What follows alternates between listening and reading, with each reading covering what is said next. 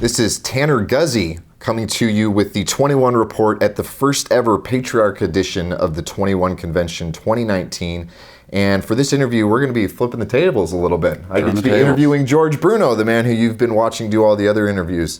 So I'm excited to get to pick your brain a little bit. So thank you for joining me on the program. It's my pleasure. So George, let's start off. I want to hear a little bit more about your association with the 21 Convention, because you've been involved in the men's community through different iterations for a while. Why be so willing to hitch your horse to this particular wagon and be so associated and so involved with the 21 Convention at all? Yeah, I think it started with my YouTube channel, which was a men's grooming channel.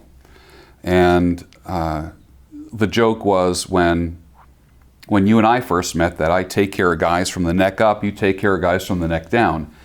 And literally it was just a YouTube channel about haircuts based upon your face shape, how much hair you have, the density, so forth, beards, mustaches, facial hair, that kind of thing, cleaning your skin, just stuff that guys usually don't get instruction about. And after about 150 videos, I just thought to myself, how many more videos can I do on like beards and facial hair? I mean, I just couldn't, I exhausted the topic. For me, it was exhausting the topic. And then one day I just started talking about men and life and stuff. And one thing led to another, and then I got contacted by Anthony Johnson and said, we've been watching your channel. We'd like you to be part of this. And I believe it was like 2017 was my first year. And I came on not knowing anyone that's part of this movement. I had my own following, not unlike a lot of the kings. I call all the content creators and speakers kings. We all have our own kingdoms. I didn't have I'll say this word once during this interview, manosphere. There, I used I used up my full. Yeah. I didn't have that kind of audience. I didn't even know what it was. I didn't even know what the terms that everyone throws around, I didn't even know what they were. I heard them for the first time when I came to the conference because I don't operate in that world. Mm-hmm. I operate in a world where I see one man every hour in a salon. I cut his hair, trim his beard, give him a straight razor shave, and that's what I do for a living. That's my trade. And can I do things faster than an hour? Yeah, of course. But I like to spend time with my clientele. And over the years, I've developed a method of talking to a man where he talks back to me and we talk. It's not just, hey, how about them Bears? Did you see what the Phillies did last night? I don't even know sports talk. I mean, I don't do that. You fake it pretty well. Yeah. And we started talking about life. And I was, here's a good example. A guy comes to get his hair cut, and as he's sitting in my chair, tears are rolling down his face. And I said, you know, what's going on, man? What's happening? And I cut hair in a private environment, so it's not like a bunch of barber chairs lined up, a typical barbershop. I have a private grooming studio, and it's one-to-one. So when people come in, the door gets closed, and it's similar to Vegas. What happens there stays there. Mm-hmm. And he says, you know, I came home from work, went into the front door, and there was a note taped on the door that said, this marriage is over, I want out. I walked in the house, and everything was gone. Everything. Furniture, the dog, everything. It was an empty house. And I put my hand on the dude's shoulder. I said, when did that happen? He says, 45 minutes ago. Oh, man. And he still kept his appointment with me. I would have just forgot my appointment. And I've had that guest in my chair for several years, and I've watched him go through his divorce and separation and this kind of stuff, and the battle and the back and forth and the equitable distribution of assets and so forth, and him paying alimony and everything. And that's just one of hundreds of stories of how I've interacted with men and have worked with them one-to-one. And this is after 22 years as a therapist. So it wasn't, when someone says to me, "You're just a barber," I just get a little smirk on my face. And I'm like, "Yep, I'm just a barber." So, and that's my superpower is, and I tell people this all the time, your secret skills that no one knows about are superpowers. They're not things that you don't have to have an S on your chest and wear a cape to be a superhero or have a superpower. Sometimes those superpowers are hidden little private things that show up at times when they're needed, very opportune times. So I developed this large following, and then women started following me. I don't know why. A lot of moms who have sons, who've encouraged their sons to watch it. And then I started getting letters, things like, "You're the father that I never had." And I'm like, yikes. I wasn't even the father that my kids had, let alone the father that strangers would have. And that grew and grew and grew. And it wasn't this audience here at all. And then when Anthony found me, I came on board just as a speaker, and that was it. And it all kind of took off from there. How was the adjustment for you? Well, not even for you, but for your audiences as you made these pivots, these transitions. Because to go from purely talking about grooming and attracting and building an audience that way to then expanding into the idea of masculinity in general and helping men become better versions of themselves, not just looking like better versions of themselves. There's that pivot. And then there's also the pivot into getting into a little bit more radioactive components of what we do and associating with the men, some of the men that we do. Tell me about how your audience has reacted as you've gone through this, as you've turned your ship a bit to go in this direction. Pivot is a good word. That's some of my friends back home, we use that. We talk about our pivot points and we plan our pivot points. There was a point when I was experimenting with growing a huge beard. When I was a young man, my hair was black and I had a black beard. And as I got older, the hair just, within a 1-year period, my hair turned gray, my beard turned white. And I grew it long for about 2 years and gathered a following of people who appreciated that. And I thought, well, why waste this grow out period and not teach about hair care and beard care and the social implications. I was divorced, I'm social, I like going out, I like women, I grew the beard, no women. It was like a birth control device you wear on your face. Now, I'm not talking about a beard like yours. No. I'm talking when the beard is down here. Like, for instance, I'm sitting, at my local biker bar, and I have a big beard down here, and I'm wearing a camo hat and a flannel shirt, and I'm surrounded by men with camo hats, big beards, and flannel shirts, drinking, major label, generic, beer. I shave the beard off into a very tight goatee, even smaller than what I have. I'm at that bar about 2 weeks later, on the same night of the week, no camo hat, just like a nice, maybe like a golf shirt or something like that. And I wasn't surrounded by guys in camo hats and flannel shirts. All of a sudden, I don't know if this is universal bar behavior, but when someone buys you a drink, the bartender comes over and puts an upside down shot glass in front of you, which represents have anything you want. Someone just bought you a drink. And about every 10 minutes, the bartender would come over and like that, and then point that girl over there, and I'd look over there through the crowd, and a girl would be going like that, and I'm like, back at her. I ended up with about 5 or 6 shot glasses in front of me. And I'm not a drinker. I go to my place to listen to a band play. And I said to the bartender, I said, "Can I trade these in for a grilled chicken Caesar salad. So I traded in my shot glasses for dinner. Nice. Because they represented, like, I don't know what each shot glass was worth financially. But what a change going from wearing the huge birth control device and having just that experience for the first time in my life. Because I'm a social guy, I like women and I like flirting and getting out there and whatever, to having 2 years of being in monk mode. And it was fascinating. And I had a running commentary on that on my YouTube channel. And I think I gathered a bunch of people who did the same. It just happened.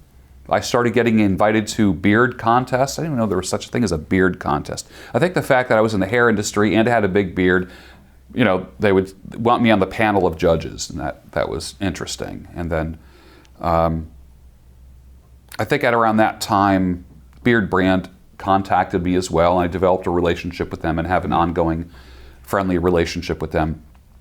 Then there was a point where I shaved the beard off and I lost 5,000 subscribers in one day. Which Eric from Beard Brand has experienced similar things to when he has, I remember that. Absolutely, yeah. I would read the comments and they were just toxic. It was just amazing. And I wasn't used to strangers affecting my emotions. Like It's weird. Somebody whose only identity is a pseudonym and an avatar would like ruin my day. I never had that.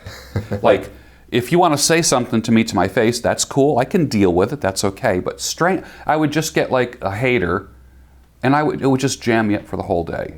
And then I would just like fire back, just like itchy trigger finger and curse back. And I wasn't even a cursing person prior to this.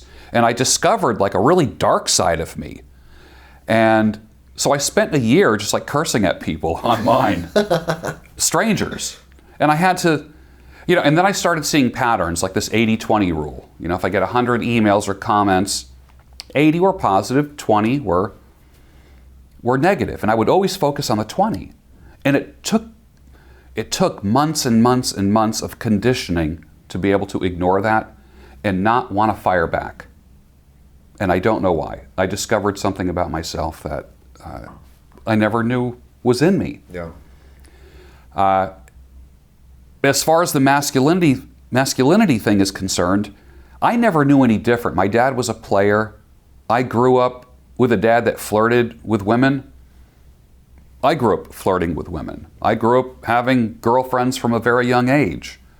Women were not an issue. When I heard that there were seminars on how to get a girl, I was like, what? You mean all men don't know how to get girls? You mean they're like pickup artists? Like what? Actually, someone said, yeah, there's a PUA seminar. I'm like, what's a PUA? I didn't even know any of this stuff. I had no idea. So what I didn't want to do was jump into that world and start using that terminology and that glossary of terms. And I just started talking about what I know to be true. And one thing led to another, and I got invited into this world. And the fact that I keep getting invited back without using the language is a miracle to begin with. The comments I get now are, oh, you went from a beard grooming channel to a woman-hating channel. I'm like, a woman-hating channel? Like, if you knew me, you would know I don't hate women. I don't despise them at all. No. But then again, that brought that dark side out of me. So I'm like fighting with people and that I don't know, fighting with an avatar on mine. And it's been absolutely fascinating. And from that, I would say about half of my time during the week is spent making money with social media. It is now a full-time business for me. And then I cut hair 3 days a week. Cool. Yeah. Cool. So let's talk about the PUA component of it, because obviously intersexual dynamics, male to female dynamics, that's a big component of what a lot of guys who first stumble into the world of online masculinity struggle with or start out with. And obviously that's not enough. There's way more to being a man than just how you interact with women. How's your perception been as far as being involved with the Patriarch edition of 21 Con and getting to see what this is like, as opposed to it's just kind of consistently a focus on how men and women interact with each other. What's been your perception as we've expanded beyond that this weekend? I felt like the organization did a pivot to stay consistent with that theme. It took a turn. I saw men dressing good. Well, first of all, when men are getting together, I noticed that with as the years are going on, they're dressing better. Mm-hmm. They're taking it more seriously, but they're not dressing better to get a woman. No, it's because they respect themselves more. They respect themselves more. So I saw that happening in the past couple years. As far as the patriarch thing is concerned, if the PUA world, like, I don't care what a man does or doesn't do with his sexual apparatus. But one of the things that I like to say is that the highest and best use of your sex organ is making babies. It's not about screwing. Right. It's not about putting it in different places. Yeah, that's a means to an end. And the end is making children, mm-hmm. creating life. I always said that form follows function. We were built a certain way, and nuts go with bolts. That's just the way things are. And to me, that's the logos, the divine order. That's the logic. That's how God created us to be. And I'm one of the few people that will talk about God unapologetically. And that's okay. Other people don't. But it's growing. It's expanding. There are more of us who are doing it, because yes. I have felt the same way. Yes. To be alone in that unapology yes. about talking about it. And thankfully that's expanding. It's no longer just the two of us. Right. And I find that it's not about notch count. It's not about going wide anymore. It's about going deep. And I feel that the pivot is that the 21 organization is now going deeper. Mm-hmm. And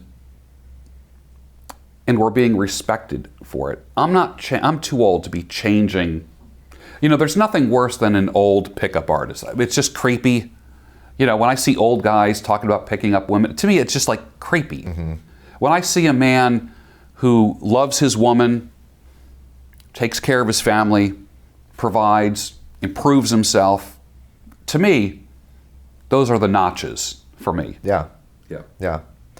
So one thing that I've wondered, and I think a lot of the viewers of the 21 Report have wondered, because you've done so many of these, is what's your favorite part about getting to be on that side of the table and get to have these kinds of conversations with the speakers that really nobody else gets to have them to the same extent that you do? What's your favorite part about it?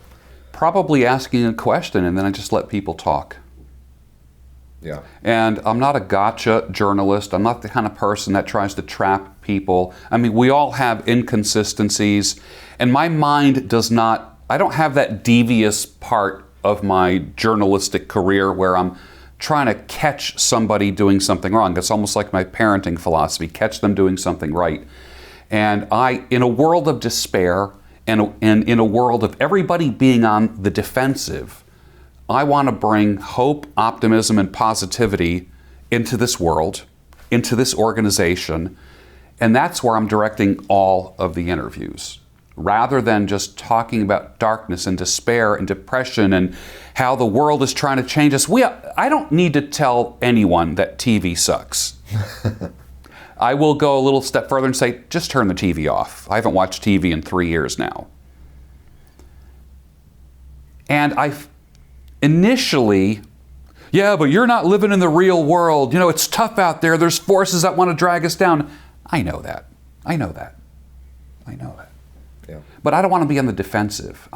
I would rather bear a sword than bear a shield. I'd rather have both. Right. We need both. Right.